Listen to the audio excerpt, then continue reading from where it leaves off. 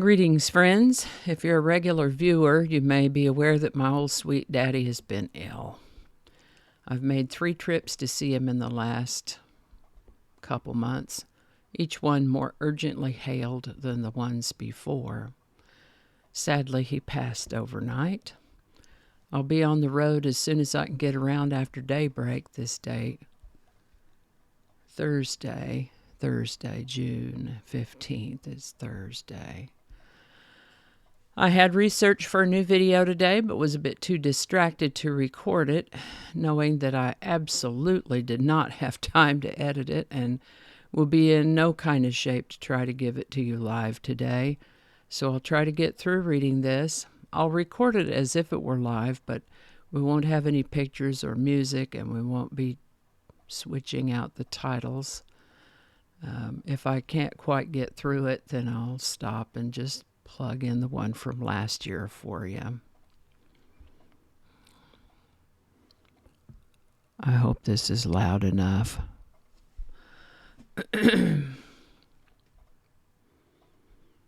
For sure and true, we're probably looking at a week or so of reruns, and I hope that's okay. Beyond that, I'm not ready to present a eulogy right now, but will most likely present something in his honor soon. My dad was a remarkable man, loved his kids, helped a lot of people in his lifetime. Alrighty, thanks, and here we go. Hi there, and welcome to this day in history for June 15th.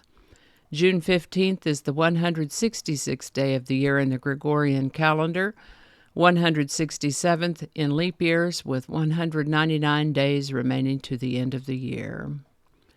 Today's word is hegemonic. Hegemonic is an adjective, and it's related to the word hegemony.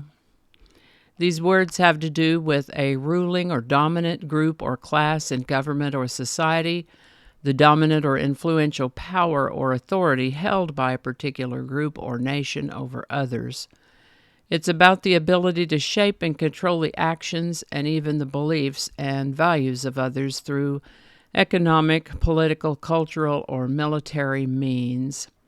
An example sentence could be, the United States and Soviet Union competed for hegemonic control over various regions around the world during the Cold War, or the hegemonic power of social media platforms in shaping public opinion has raised concerns about privacy and information manipulation.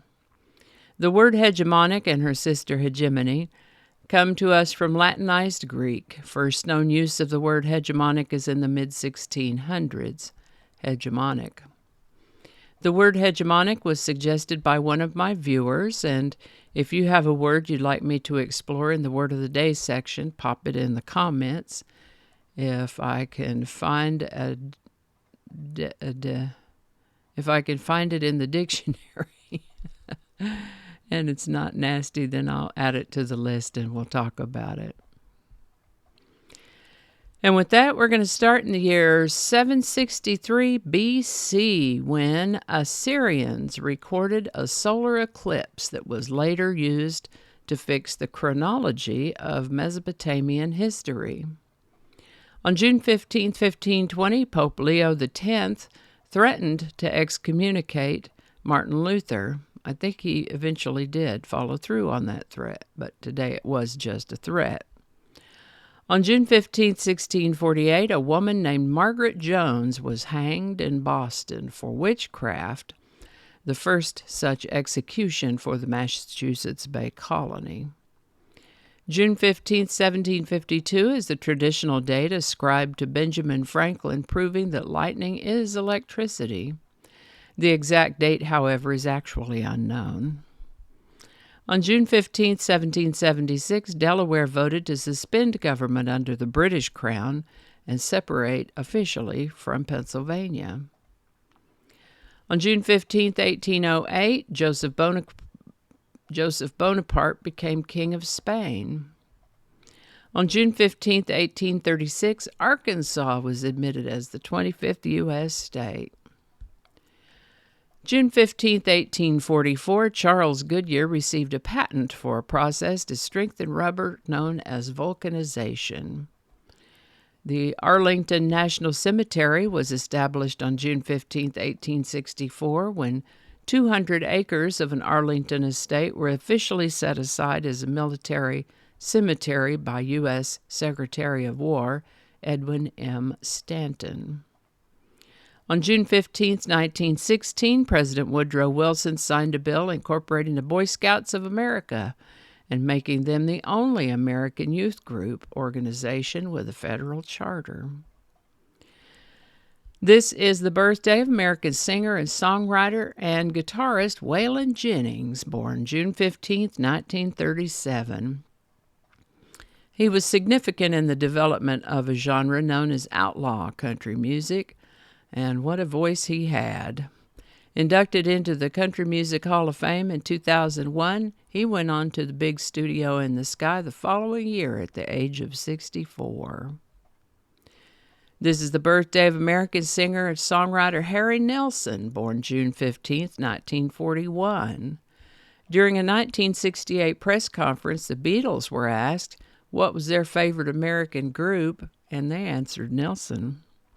Harry Nilsson lived to the age of 52.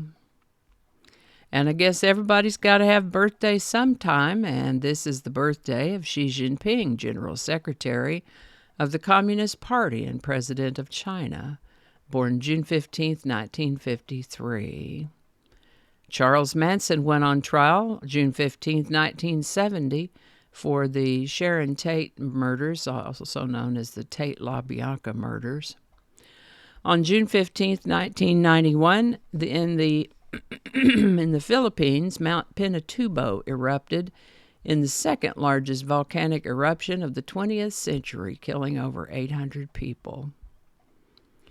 Casey Kasem was an American radio host, producer, and voice actor, and co-creator of the show called American Top 40. I remember listening to that on the radio. He passed away on June 15, 2014, at the age of 82. Today's song is Sukiyaki by Kyo Sakamoto.